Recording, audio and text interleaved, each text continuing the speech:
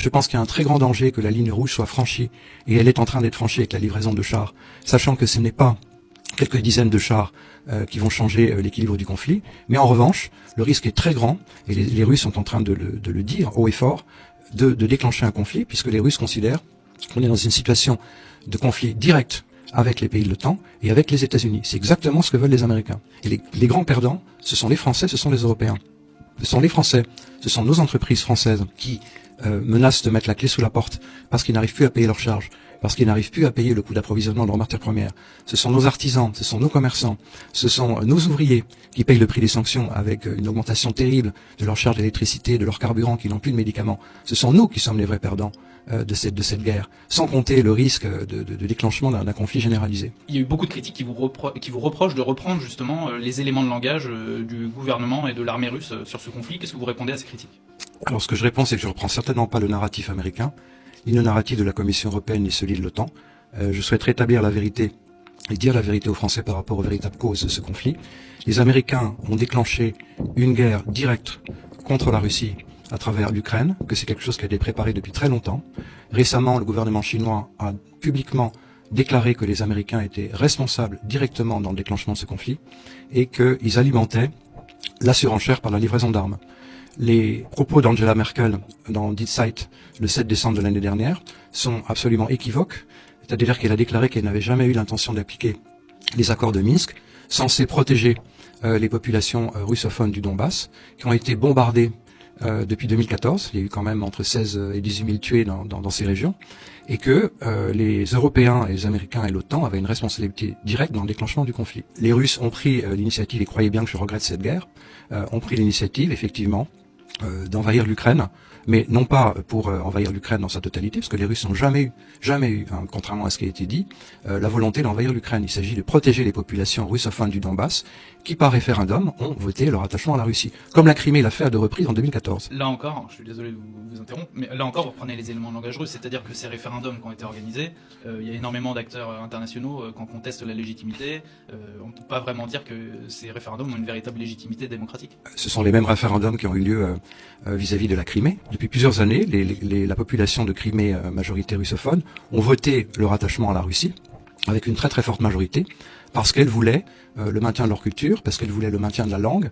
Les Ukrainiens ont même stoppé l'approvisionnement d'eau en Crimée, et donc ils ont sont naturellement allés vers le pays qui correspondait à leur culture, à leur langue. Je rappelle aussi la politique de mon grand-père. On m'a beaucoup critiqué en disant, ça y est, il travestit, il souille la pensée de son grand-père. Mon grand-père disait, pour la France et la Russie, être unis, c'est être forte. Il est clair qu'en se mettant ensemble, en s'aidant l'une l'autre, elles ont à gagner beaucoup. Il y a là comme un impératif catégorique de géographie, de l'expérience et du bon sens. Ce sont des situations qui sont toujours actuelles en ce qui concerne l'équilibre du monde. Et je dirais que son attachement à garder de très bonnes relations avec la Russie a toujours été exprimé malgré les difficultés de l'histoire, parce qu'il considérait qu'une alliance avec les Russies était indispensable à l'équilibre, à la paix et à la prospérité de l'Europe et dans le monde. Je pense que le conflit actuel le révèle. En ce qui concerne la violation des traités, je pense qu'on n'a pas, les Russes n'ont pas de leçons à recevoir de la part des Américains, si je puis juste comparer les Américains et les Russes. Je fais référence aux 1 400 000 morts en Irak, et cette guerre qui a été déclenchée avec des mensonges. Indeed, the facts and Iraq's behavior show that Saddam Hussein and his regime are concealing their efforts to produce more weapons of mass destruction. Les Américains ont bombardé l'ex-Yougoslavie, ont bombardé le Kosovo sans aucune résolution ni autorisation de l'ONU. Vous avez convoqué la mémoire de votre grand-père à plusieurs reprises lors de cet entretien et lors de vos différentes interventions. Sauf que votre frère, Yves, a publié un communiqué pour dire que vos propos n'engageaient que votre nom propre et votre individualité et non la famille de Gaulle. Est-ce que les autres membres de votre famille pensent comme Yves ou au contraire, certains vous soutiennent dans votre démarche? Ma famille me soutient, mes frères me soutiennent, leurs enfants, mes cousins me soutiennent. Et alors, j'aime beaucoup mon frère Yves, il est tout à fait libre d'avoir une opinion différente, comme moi aussi, mais ça n'est pas l'héritier légal ni le représentant légal de la famille. Ça n'est pas vrai, c'est ce que la presse a dit. Il est proche de Macron, il est libre d'avoir ses opinions, mais je peux vous dire que ma famille me soutient et qu'en aucun cas il est l'exécuteur testamentaire de la pensée du général de Gaulle. J'aime beaucoup mon frère, mais il est encore une fois libre d'avoir ses opinions.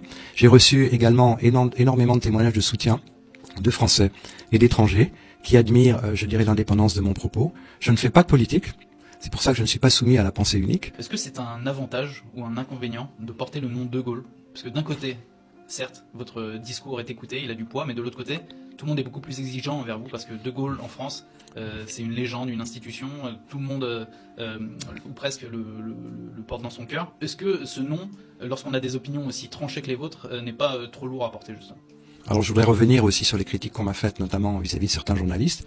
Comme disait Raymond DeVos, il y a deux sortes de critiques. Une critique positive et une critique malveillante. La critique positive, c'est celle que vous faites aux autres, et la critique malveillante, c'est celle qu'on vous fait. Je ne lis pas les journalistes qui sont dans l'injure ou l'invective, ça ne m'intéresse pas. Je m'intéresse qu'aux journalistes qui font un véritable travail d'information, un véritable travail objectif et qui disent la vérité aux Français. En ce qui concerne la responsabilité de mon nom, évidemment, c'est un devoir, c'est une charge et ça implique beaucoup de responsabilités de ma part, notamment un devoir d'honnêteté, un profond désir de se rattacher aux valeurs essentielles que mon grand-père a toujours voulu défendre, à savoir la patrie, mais également la famille, mais également la religion, parce qu'il était très croyant. Et ces responsabilités, je les assume pleinement. Pour moi, c'est une chance, c'est une opportunité.